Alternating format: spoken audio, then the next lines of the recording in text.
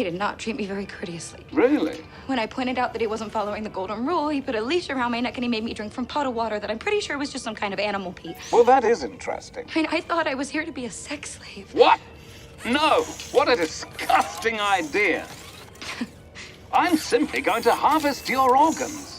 Anyone who knows me knows I am a fan of the Fallout series, though admittedly, I am a fair-weather fan. I may have been 3 years old when Fallout 1 released, but I still made the effort to go back and try my hand at it. And 2, for the record, though I ultimately quit when I lost an arm wrestling match with a super mutant and had to be a sex slave for the night. And the creators didn't even animate the love scene. New Vegas is one of my favorite games ever, but if a Fallout fan ever asks me which faction I side with, I typically just try to gauge which one would annoy them the most and then say that. And despite my adoration for certain entries in the series, I never got hoodwinked into buying 76. I saw that disaster coming from so far away. If I held my thumb up to it, I wouldn't need to run for safety, I could just walk. Enter Fallout the series, an 8-episode adventure under the Amazon Prime streaming service banner. Now, Amazon Prime isn't exactly a streaming television creator that you can set your watch to. They have wonders, they have disasters. They have shows that wildly oscillate in quality between seasons. So is Fallout the next big thing? Or is it the latest nail in the coffin by proxy for the increasingly struggling Bethesda studios who own the Fallout IP? Let's roll open those vault doors and find out. I do this shit for the love of the game. The game was rigged from the start. When making an adaptation, especially for such a big network, the source material traditionally dictates what sort of execution is on the table. When I heard there was going to be a Fallout series, my mind went wild wondering what it would be. Like, you hear they're making a live-action adaptation of The Last of Us, it's pretty obvious. They're going to tell the story of The Last of Us. But if you heard, coming this fall on HBO Max, Bryan Cranston is the roller coaster tycoon, that could go anywhere. Will Fallout exist in existing continuity, or be a full-on reboot? Fallout is a franchise with an expansive world, expansive timeline, and many beloved characters throughout that timeline could be included or excluded. So what is a Fallout show going to be? There are so many equally viable narrative structures that fit the world. A fast-paced adventure with a small central cast of 2 or 3, sightseeing various corners of the world while encountering a variety of eccentric characters. Think the 2nd and 4th seasons of Preacher, or obviously The Last of Us. However, a Fallout show could work equally well as an ensemble warring factions plot, digging into disparate groups, exploring their ideology, all while their figureheads and underlings jockey for power, a la Boardwalk Empire or Game of Thrones. It's not impossible to imagine even a character piece in the Fallout world, as many of the central antagonists of the series have some pretty rich history. Beyond the structure question, what is the tone gonna be? A tortured sniper telling me about how he mercy killed his wife because she was about to be sold into slavery? Or a tortured sniper watching me make love to a robot we overrode into being a sex bot named Fisto? Sell my vocal rights to that spinning robot they sell to housewives and perverts. Maybe you could ask for more? Well, I did ask for more. And what did they say? My agent got them to throw in one of those robots. The Fallout world definitely invites a level of goofiness, which in turn made me worried because if the show had just embarrassing dialogue and comically stupid plot points, then you know there are going to be those people who go, sex robot, alien invasion DLC. It was goofy all along, therefore the show was above such criticism. Fortunately, we're spared from the Marvel Core Fallout 4 sarcasm response quips, for the most part. To a degree. The series does indulge in the modern trend of serious moments being undercut with a joke before cutting to the next scene. It isn't omnipresent, but it happens enough to establish a pattern of them rarely, if ever, working. That didn't work. Why did they use that take? You know, the worst one? The post-apocalyptic stakes are taken seriously enough to make for an engaging journey, with the caveat that all 3 of our leads seem abundantly aware that they have plot armor and are willing to take on hordes of henchmen single-handedly. Speaking of our leads, Luzzi lives in a vault. Quick explainer. Vaults are centuries-lasting nuclear bunkers that, after the bombs fell, ran sadistic scientific experiments and even more sadistic social experiments on their inhabitants that none of the denizens knew they were signing up for. Anyways, Lucy's vault shtick is being paired off with 2 other adjacent vaults who only interact to trade arranged marriage spouses to prevent inbreeding. Lucy, ever the socially adherent vault dweller, has her arranged wedding day disrupted when her husband and his bridal party turn out to be savage raiders who looted the adjacent vault and decided to put on a ceremony just for the fun of it. With her father abducted in the chaos, Lucy elects to escape the vault where she has spent her youth to track down Pop Pop, along the way encountering an aspiring agent of the militarized Brotherhood of Steel and a sadistic, irradiated undead cowboy. with all three of them jockeying for control of a mysterious severed head with a significant bounty on its head. It'll be easier if you carry my head instead of dragging my whole body. So we're doing the road trip adventure premise. All three of the trio are fun to watch. Lucy is an endearing fish out of water, hoping her old-world optimism will be able to change the post-apocalyptic world in small ways, all while the post-apocalyptic world hopes to change her right back. Maximus is a hopeless Brotherhood squire who has that Ash Williams, Jack Burton thing where his ineptitude is part of the bit rather than galling. And finally we have Cooper Howard, aka the Ghoul. Sinister, badass gunslinger in the present, but also a vehicle to explore the pre-war world leading up to the end times courtesy of his elongated, muty lifespan. Much has been said about how the three characters align with the y-axis of the moral axis chart, or let's stay on brand and just say the three flavors of karmic playthroughs. Cooper is a murder hobo who shoots his way through all his problems and has a taste for long pig. Lucy is morally upstanding, attempts to diffuse tense situations by reaching a point of peaceful, mutual understanding, and puts her life on the line to help others. And Maximus is less concerned with morality, and more concerned with his immediate needs and impulses. Good or evil, he's just going to act. Quite often, without thinking. Much has been said about the characters each representing one of the three 3D Fallout games as well. Bit of a stretch, but I can see it. Lucy goes on a quest to track down her father shortly after experiencing her Vault culture's coming-of-age ritual and eruption of Vault-wide violence. Just like the Lone Wanderer from Fallout 3. Maximus stumbles into possession of a suit of power armor mere hours into his first adventure, allowing him to run around power tripping right out the gate. Similar to an early quest in Fallout 4. And Cooper is New Vegas, because he's the best. Well, I guess basic training ain't what it used to be. You drive that thing like a fucking shopping cart. In all seriousness, Cooper is New Vegas because he's essentially an XP for one of my favorite New Vegas characters, Dean Domino, a ghoulified celebrity, determinedly carrying out a mission they embarked on prior to the bombs falling, hardened into a ruthless killing machine by their decades in the hellscape. Of course. It was getting too quiet. The series is visually a treat. Some very impressive, elaborate practical sets, lots of recreated Easter eggs from the game that are cute without being in your face enough to be confounding to newcomers, and some flashy, occasionally practical gore effects that capture the true bloody mess experience when spectacular gunfights pop off. Though in fairness, Fallout definitely puts its best foot forward when it comes to action set pieces, giving audiences the razzle-dazzle by putting the best fight in the entire season in Episode 2. Meanwhile, by the time we get to the finale, the big shootout winds up being a lights-out, everyone dies sort of thing. Fallout's use of iconic 40s and 50s standards contrasting self-indulgent violence generally works well and is in keeping with the playfully twisted tone. But there are a few sequences where a song is used that doesn't integrate well into the action on screen, and it just is like, they just did it to do it. They didn't want to score an action scene, so they just grabbed some stock song off the shelf. I don't know. The music thing works except for the times where it doesn't. How's that for deep critical insight? The T-60 power armor has been lovingly recreated on screen, and I appreciate that the show is somewhat self-aware that for all its combat benefits, the whole ensemble with the voice modulator and everything is kind of goofy, while not going full wink-wink self-aware humor. Just more of a, yeah, we know this is total lumbering overkill, but gosh darn it, we're doing it. I'm not officially your squire until you brand me. It's late. Come on. You sure? It really hurts. And one last point of praise, the series is very accommodating to newcomers to the franchise while still providing plenty of I noticed it and I clapped payoffs for longtime fans. So there's the good. Yep, I think I've said enough nice things about the first season of Fallout to get invited to the Season 2 premiere party. I can finally break out my femboy foxboy Volpes cosplay. I can also, finally, talk about what I did not like about Fallout's first season. I'm gonna rattle off a lot of little nitpicks and niggles in rapid succession, then I'll dig deeper into the two big issues I had. The MacGuffin is lame. None of the three characters have any sort of obvious personal connection to the severed head or the technology hidden inside it. They're all just planning on using it as a bargaining chip to get what they actually want. And that reveal of what the technology inside is? Double lame. I thought we were going to put that head on a robot or something to start talking again. I don't know.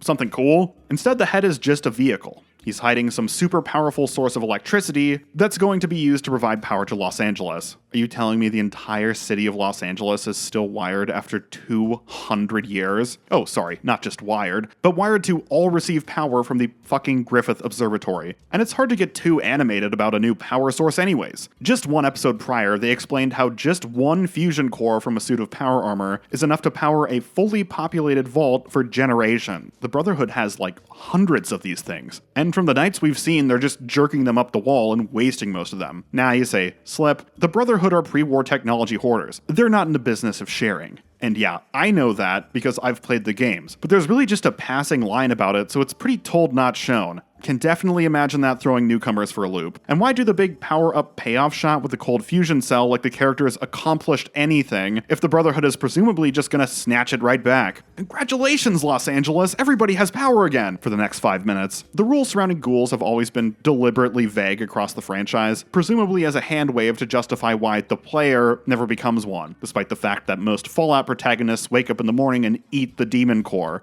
Looking for this? Or perhaps the lead container I probably should have left it in? But the writers are going really wild with the ghouls rules in the TV show. They're basically the zombies from iZombie. They have a healing factor and are essentially unkillable unless you shoot them in the head. They can effectively live forever as long as they regularly keep up on a precious resource that maintains their sanity, and characters are even deliberately infected with the ghoul mutation as a last resort means of surviving a fatal injury. Oh, and also, they're both hot. Be a good boy.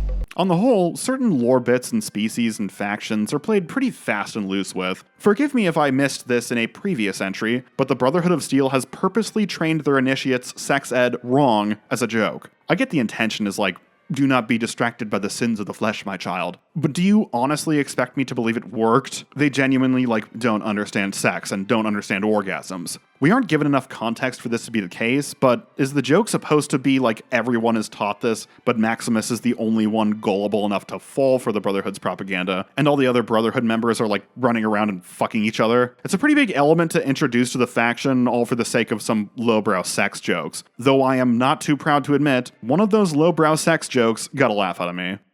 You want to make my cock explode now? Sorry? Intercourse?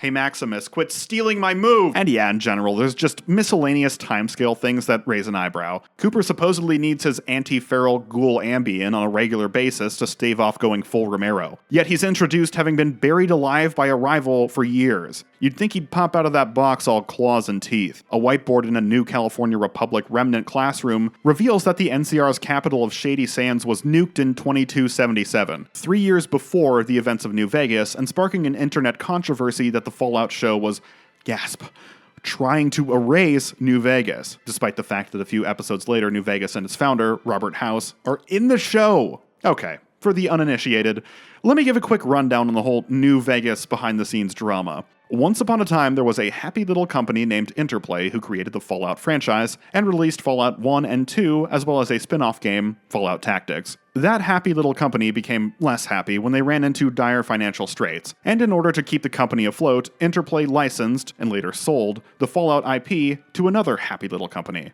Bethesda. Bethesda released Fallout 3 and 4 as well as a spin-off game, Fallout 76. But between 3 and 4, Bethesda outsourced the creation of Fallout New Vegas to another studio named Obsidian, with many of the Fallout franchise's original creators now employed by Obsidian. Fallout New Vegas was met with a mixed response on release, with notable technical issues that would take a few patches to remedy and a handful that were never truly remedied. But as the years went by, New Vegas soon became revered, with many regarding it as the strongest entry in the Fallout franchise based on the strength of its world building, themes, and expansive player choice options. I don't have a source for this. There's no leaked audio of Todd Howard angrily declaring, "New Vegas and all its fans are now my arch nemesis." But it's been widely speculated in the Fallout fandom that the creative leads of Bethesda are a little salty that the most highly regarded 3D Fallout game is the one they didn't write, as well as being a little salty that every new Bethesda release forever will inevitably be compared unfavorably to New Vegas. Though on that latter point, New Vegas comparisons revolved around its variety of player choice options, distinct RPG build possibilities, and companion interactions. So I'd imagine Baldur's Gate 3 is Todd's new arch nemesis.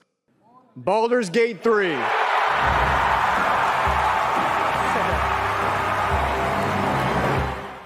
So many fans are kind of psychologically primed to see New Vegas slighted by Bethesda, which has led to a bad habit of jumping at shadows even when no slights occur. Shady Sands was nuked? They're trying to retcon New Vegas. Let's all hound Bethesda lead writer Emil Pagliarulo on Twitter before we even watch the show, where not only does New Vegas appear, It is the final big fan service money shot to cap off the series. Although, I am choosing to believe the credits appearing over an abandoned New Vegas strip was a stylistic choice, and New Vegas will not actually be abandoned in Season 2. There's no way they're just letting all those factions and sub-factions go to waste, right? Well, you know what they say, denial is a river in Egypt. Which brings me to my speculation on who will be the canon winner of the faction war in New Vegas. It's an interesting predicament the writers put themselves in by making the series exist within the game's existing continuity, and exist on the West Coast. Most Fallout games have one single good ending, and then a handful of novelty bad ends that are obviously just for fun. New Vegas is the only entry in the series with multiple endings.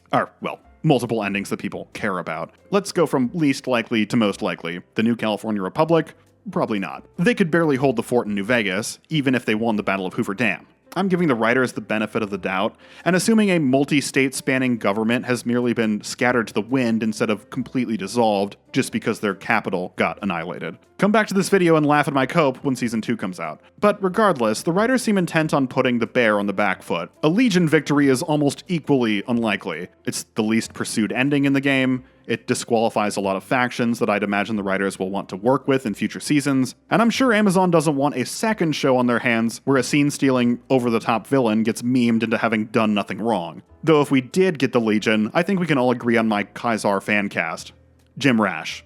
Mr. House has already appeared on the show in a flashback linked to the character who travels to New Vegas, and he would be the most likely if it weren't for the tragic fact that his voice actor, René Auberjonois, has died. Those are big shoes to fill. So I'm going yes, man. It's the most ambiguous ending in the base game. It's an ending that allows for leaving everyone but Mr. House alive, as he is the only required fatality of the run. And nobody can ever say, well, Yes Man died in my playthrough, because Yes Man is the single character in Fallout New Vegas who cannot die.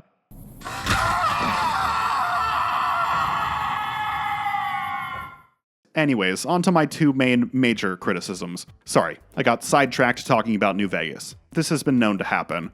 Number 1, the Fallout series is a pacing issue. Not pacing overall. The main plot moves at a steady clip. The problem is pacing of the scenes themselves. The writing of this show is very on the nose. Not a problem in a fast-paced, swashbuckling wasteland adventure, but when it tries to slow down and build up tension, it can get unbearably tedious. It's so obvious where these scenes are headed, but the writing and direction milks it for all it's worth, like we're on the edge of our seat in a Hitchcock thriller. The knight Maximus is assigned to is a coward and a bully and a shithead. Okay, so Maximus is going to let him die so he can loot his power armor and take up what was supposed to be his crusade. I got it. Yep, I got it. You can go through with it now. You can go through with it now. He doesn't need to keep doing I'm a jerk rambling so we all get it. We all got it.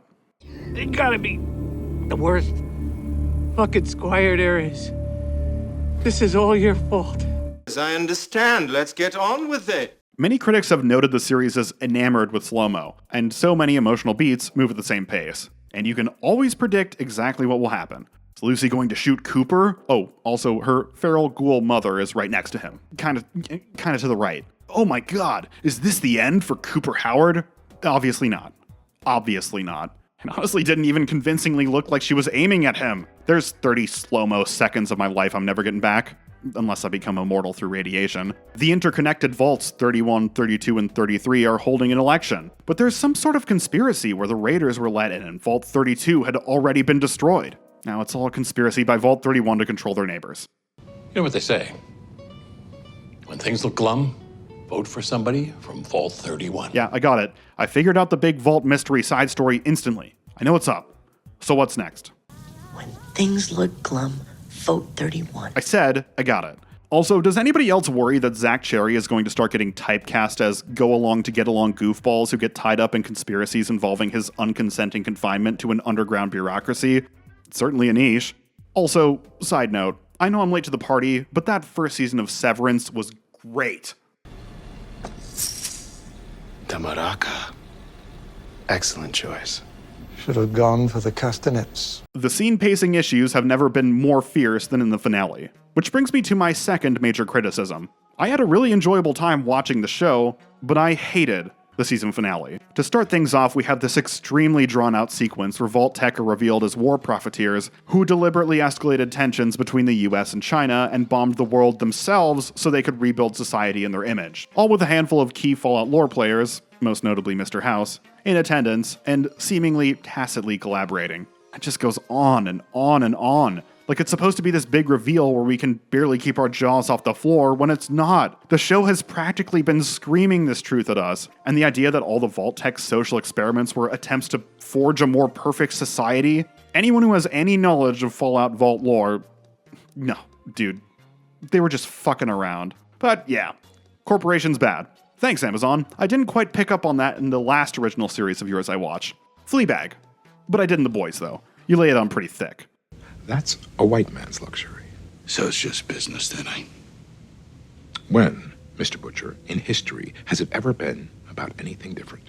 Then on to our big confrontation to save Lucy's dad from raider boss Moldova. But it turns out Moldova is a Moldhover from the NCR, who only needed Lucy's father for his password so she could activate the cold fusion cell. Meanwhile, the Brotherhood of Steel arrived to kill the NCR stragglers, and Lucy's father is revealed to be a cryogenically preserved Vault-Tec employee who was in on the plot to nuke the world. The Fallout show gets really cute in its finale with the whole the good guys were really the bad guys and the bad guys were really the good guys twist. A thematic element that has been occasionally well executed in the games but is, to a man, botched in the series. Just one episode prior to the finale, yeah, I resisted saying penultimate, trying to branch out here, they did the same shtick with a vault of mutants. Oh, they seem evil, but they're actually really nice. Except they never seemed evil. You never fooled me. Don't treat this as a reveal. Vault-Tec was secretly evil all along. If you didn't pick up on that from square one, please immediately look up a Church of Scientology recruitment page.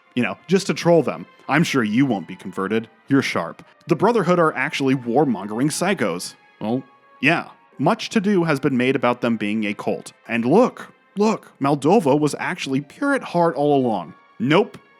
Time out. There is no way you are trying to sell me on her being a noble character. She ushered a gang of murderers into a vault full of innocents to kidnap one guy. Sadistic, psychopathic murderers, as seen when the vault residents try to imprison and rehabilitate them. What do you know about my mother? She was like you. She was kind. Oh, she looks like her mother. Were you thinking that when you sent her off to be sexually exploited and murdered? All this talk of villainy, and ultimately, that's the big thing the first season of Fallout is missing. A proper villain. Fallout as a franchise has always thrived on the strength of its villains, even ones that only appear for a scene or two before the boss fight. You've gotten a lot farther than you should have, but then you haven't met Frank Horrigan either. Your ride's over, Mutie. Time to die. With all the crazy technology and wasteland controlling schemes, and hell, we've got cannibals running around, capping off our fun, gory road trip adventure should be a final, fun, gory showdown with a love-to-hate antagonist we've grown to despise.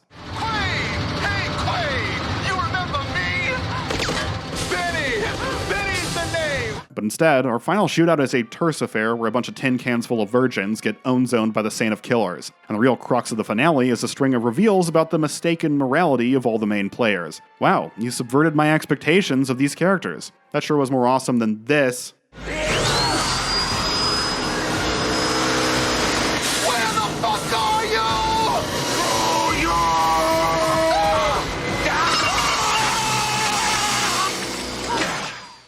In the end, Maximus is inducted as a knight for delivering the cold fusion device. Lucy and Cooper set off to find Cooper's Vault-Tec employed wife, suspended in cryostasis with the rest of management. And Lucy's brother puts himself in cryostasis in Vault 31 alongside them. And last but not least, it's Viva New Vegas for Lucy's dad. The New Vegas cliffhanger is really the only engaging one enticing me to return for next season, though I will admit, it is one hell of a hook. But the rest of the cliffhangers, I don't even understand how they're cliffhangers. Lucy's brother is frozen in stasis, and Lucy and Cooper need to track down that vault.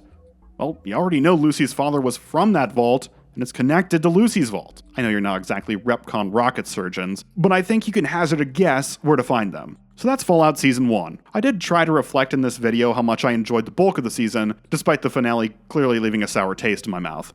I will take this moment to clarify a misconception I've seen all over the place online. Todd Howard and Emil Pagliarulo did not write this series. They are attached as producer and co-producer, respectively, and Howard had been courting pitches for years and agreed to license the IP to Jonathan Nolan because Nolan approached Howard with this pitch. We can all speculate how much influence producers have over the writing of a production, and we can put on our tinfoil hats and imagine that Nolan met Howard in a smoke-filled room, where he pitched, "Let's make Fallout a show that ruins New Vegas so we can finally have a revenge." And then they cackled and sipped brandy, and that's the Fallout pitch that Todd Howard liked. Even as an avid New Vegas fan, who should be hyped for Season 2 but is instead now immensely nervous, I seriously doubt such a situation occurred. All this to say, Volpe's costume is going back in the closet. No way I'm invited to that Season 2 premiere. Shut it or you're getting waterboarded. Do not bloody waterboard me! I warned you. Waterboard!